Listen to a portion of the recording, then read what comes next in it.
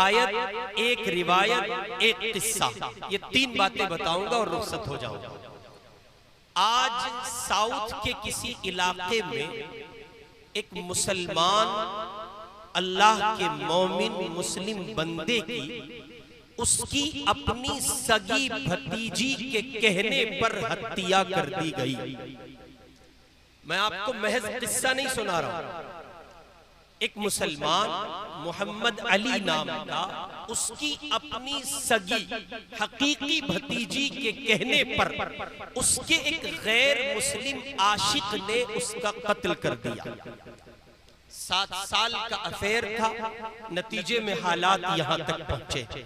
ये एक किस्सा है, उसके पीछे जो बैकग्राउंड है, जो पस मंजर है, उस सब को जहन में रखकर ये तय कर ले, ये समझ ले और ये समाअत कर ले, जब तक अल्लाह के कुरान से दूरी रहेगी सूरत हाल इससे खराब तो हो सकती है, इससे बेहतर नहीं हो सकती।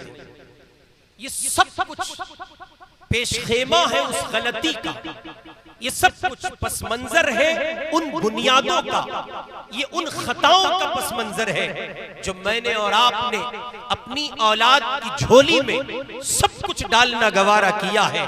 लेकिन अगर गवारा नहीं किया और मंजूर नहीं किया तो अल्लाह का वो कुरान उनकी झोली में डालना गवारा नहीं किया, मंजूर नहीं किया, जिस कुरान के लिए खुद कुरान पाक में हक जल्ले मजदूहू ये कहता है, इन्ना हाज़ल कुराना यहदी लिल्लती ही अक़वम, बेशक ये कुरान ऐसे रास्ते की रहनुमाई करता है जो सीधा है, सच्चा है, जिसमें कोई कजी नहीं है, मोड़ नहीं है, कोई रुकावट नहीं है।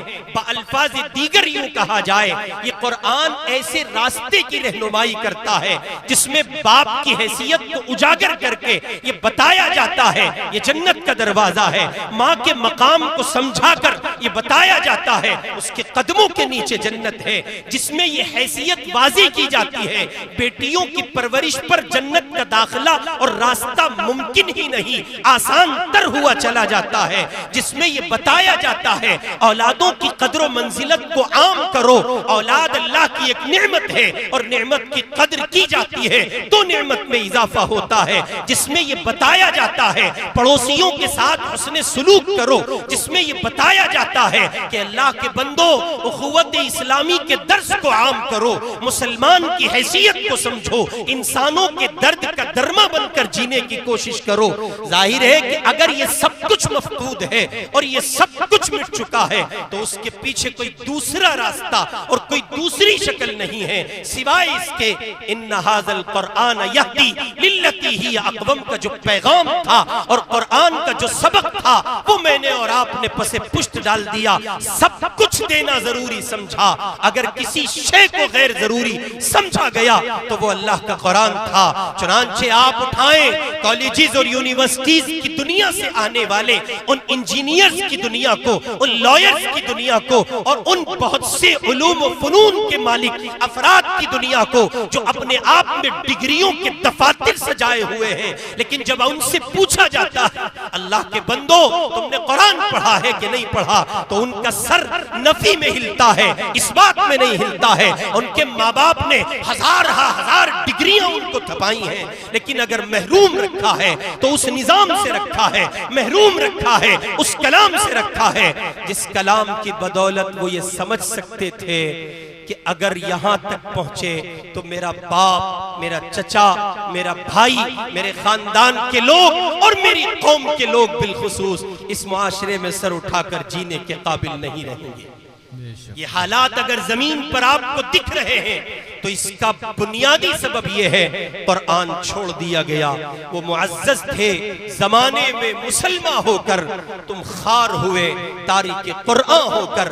इन्नल्लाह यरफ़अु बिहाज़ल किताबी अक़वामन व यज़अु बिही आख़रीन।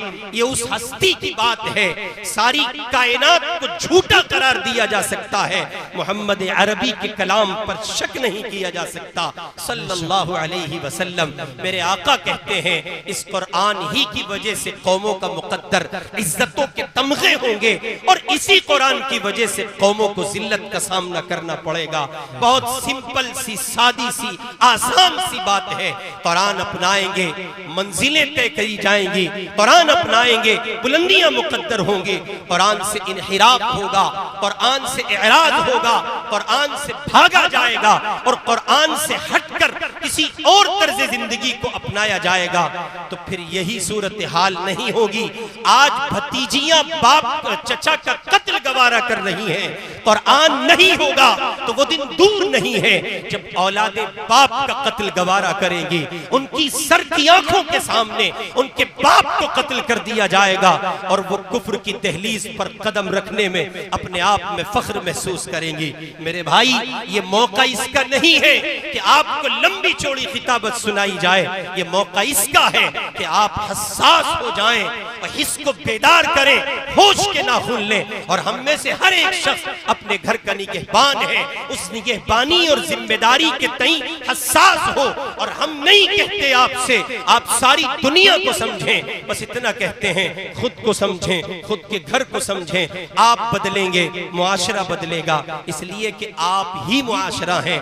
इस इदारे से 2 बच्चे हाफिज कुरान हुए हैं, आप उसी डगर के हामिल रहिए, उसी राह पर चलिए और उन 2 बच्चों की तरह आप भी आगे बढ़िए। अपनी नस्लों में उसी तरह कुरान लाने की कोशिश कीजिए।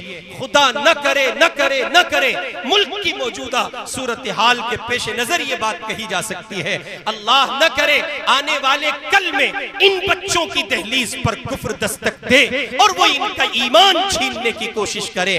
अल्लाह के बंदो, इनके सीनों में कुरान इस दर्जे उतार दो कि ये अपनी जान तो दे दें लेकिन मोहम्मद पर लाया हुआ ईमान देना गवारा न करें। ये चंद एक मारूजात, बिखरी हुई सी मारूजात इस गुनहगार ने रखी। इन बातों, इस दर्द के साथ, इस कुढ़न के साथ कि आप इसको महज बात नहीं समझेंगे बल्कि एक दर्द समझकर जगह देंगे, मैं बहुत मुबारकबाद पेश करता हूं उन बच्चों को जो हाफिज हुए, उनके वालिदैन को, असातिज़ा को, बिलखुसूस मुंतजिमा कमेटी और उन सबसे पहले इंतहाई मुहतरम बाकमाल आलिम दीन हजरत मौलाना मोहम्मद फुरकान साहब जो इस इदारे के निज़ाम को संभाले हुए हैं। अल्लाह ताला उनकी इस मेहनत को और उनकी इस काविश को कबूल फरमाए। व आखिर दावाना अनिल हम्दुलिल्लाहि रब्बिल आलमीन। माशाअल्लाह, जज़ाकल्लाह।